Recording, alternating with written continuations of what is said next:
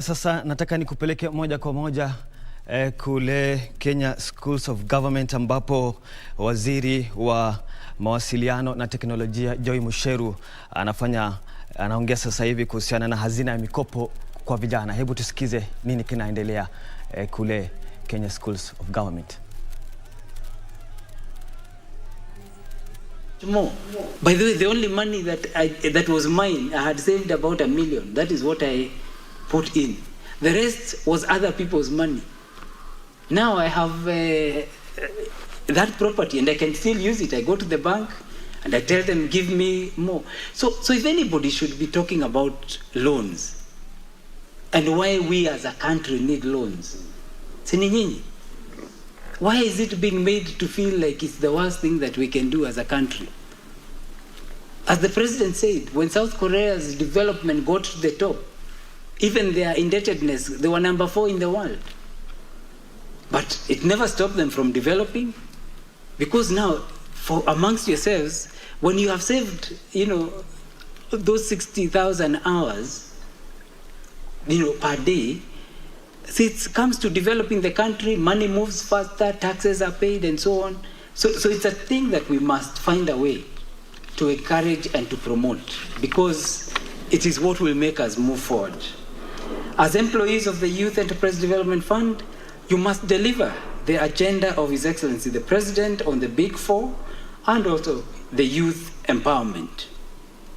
You must rededicate yourselves so as to give hope to the youth and to demonstrate that the government is committed to supporting their aspirations. It is your responsibility to educate the youth on government programs, since you form an important contact point at the grassroots. Let them know that the Youth Enterprise Development Fund and other affirmative funds are bottom-up initiatives. That does not in any way say I have moved. I am firmly of the view inawezekana. That is my firm view.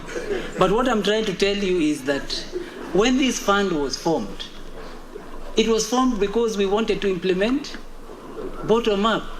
There is nothing new that you're hearing about. You've been the top agents of bottom-up. Why are people saying things that we are already doing? That's, I needed to make sure I clarify. You might think I am sending a political message, in this political season. And I've seen your CEO can be political also. He's very good. And I'm encouraging the board to also take some political positions so that the fund gets a lot more money, so that the fund is able to scale and really support the 13.7 million youth. And the thing with youth is that being young is perishable. It's just a matter of time you get older, and now the youth are talking against you. How many of you are still youth? Sasa the rest of you. See, the youth sometimes are saying we are appointing people who are not youth. What do you tell them? So you tell them you started as youth and you're also protecting them. Sindio? So that even your newest member, Faith, here, they're all insisting we must keep appointing youth. But it's about experience. And you've been there, but we must make sure that people know this country is ours. Each and every one of us. It's not that there is them and us that is being preached. Hata serikali ni yetu. It's not other people's government. It is ours. We're the ones who go out, we vote, and elect the leaders that are there. So yes, you hear very many things, but some of these are political. But you must, obviously weed some of those conversations and make sure that as you talk to the young people, as they come to you, you take the right decisions that are going to ensure that the country moves forward and grows. Because if you don't, then it's all of us who lose, not just them who are not getting. I'm sure you understand where I'm going with this. So, you will continue to do this work, and whether politics comes or goes, Kenya remains. You remain. Whether you grow older or not, the country grows, and all we want to do is to see prosperity for the country, and for you as individuals and for the youth that you're supporting, for them to prosper in a great nation. You are expected to work closely with other government agencies on the ground, such as the National Government Administration, or NGAO as we call them, so that you can have greater impact. The government is committed to allocating more resources to the fund to enable it to play its role of stimulating youth entrepreneurship more effectively. I call upon you to go beyond the call of duty to restore the youth's confidence in themselves, especially after the deliberating impact of the COVID-19 on the sources of livelihoods. I am really, as again I said, really happy that you've all come. And you've come from all corners of the country, which is great. I hope you'll get time, just to interact, to talk amongst yourselves, to feel, that you can enjoy even Nairobi. Is there a chance for them to go on the expressway? If not, no, I think if. So 1 second. I think the director wants to say something. Yes, I wanted to assure you that we can arrange from the office. Did you say where you're from? I'm from the Kenya National Highways Authority. We will move again. In the ministry we even have some buses, so in case you need some buses, whatever. But I think you should be able to experience the expressway. And if you can detour to Uhuru Gardens, which has been opened, please.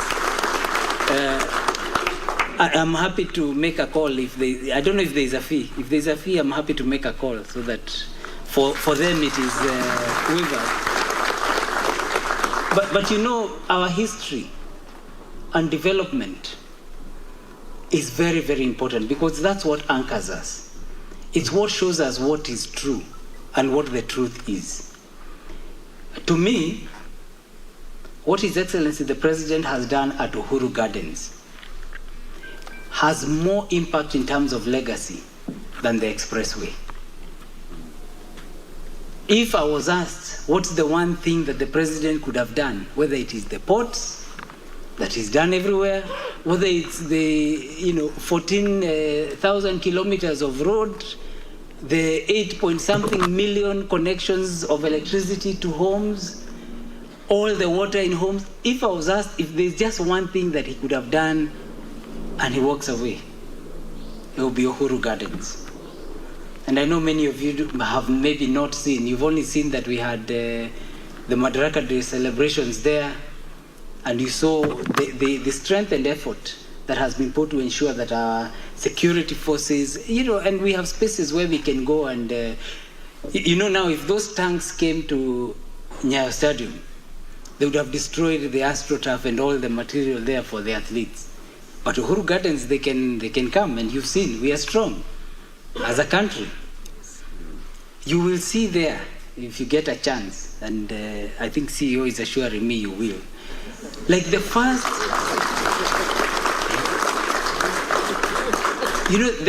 rail track that was laid in 1901 or 18 something.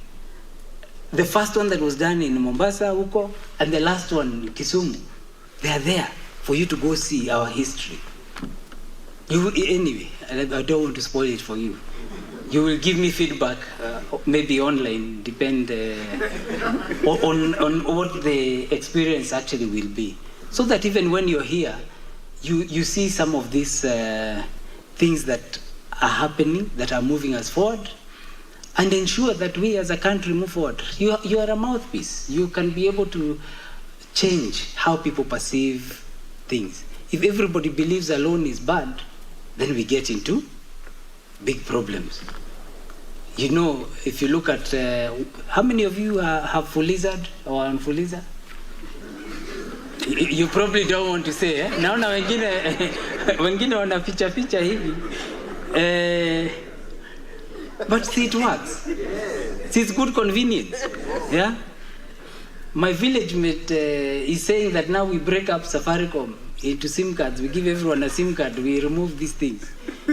There's some things that you need to think through. Some policies that can actually take us back very far. Now, I'm using Fuliza because that's another, it's a competing product to what you're offering. Si hata nyinyi you find Fuliza that is cheaper, that can actually come and work for people.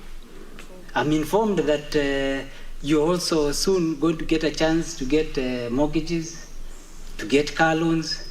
I hope you're seeing all these improvements. Because we know you're important. And these are the things that we must continue to do. I know we are sometimes politically on different divides. It is okay, it is allowable. But let's do the right thing. Let's make sure for the country, we don't take it backwards, we actually move forward, and only forward, because then we can create the development that is necessary. I'm not a politician, it's just that I'm being forced into politics. You know, when someone says you're going to hack the election and you don't even know where the server is. You know that obviously you have to respond. If you don't respond, all of you are going to be looking at me thinking, that's the hacker. And you know for sure, the election itself, when you go and you're identified, see, you do a manual paper, unajaza, and that's the paper that goes and is counted. Sasa where is Mucheru and the server coming in? I would have to be in 55,000 polling stations to make some of those things. But politics is also good. There's a lot of entertainment, a lot of humor that comes out with it, so we don't mind. I think after the August elections, we get back to work. We have another 5 years and making sure we can move forward in the way that we should. And for me, there was no way, even 2017, I think we would have had this kind of meeting. Because 2 months to the election, once outside my office, there would have been demonstrations. As the Minister of Information and Communication, I would have been looking at all the screens. Napata simu mingi. Why is this happening? Media, you know, mambo mingi. Now with handshake, we can come and relax here. Is any of you worried what's going on at home? No. So you're satisfied? Yes. That's what peace means. Let's ensure we have a very peaceful election and we continue that way. If campaigns can only be 2 months instead of 4 years, you do not know how much or how many days we will save. If the expressway is giving us 2,500 days, because that's my calculation, 60,000 divided by 24 hours, isn't it? Can you imagine all this time we spend campaigning and all that and all the things that it could save? So the less we campaign, the more we develop and the more we can grow this great nation of ours. It is therefore now my pleasure to declare this training officially open. Asanteni sana. Na Mungu awabariki. Have great deliberations, but also interact. Get to know each other. Na mjue inawezekana.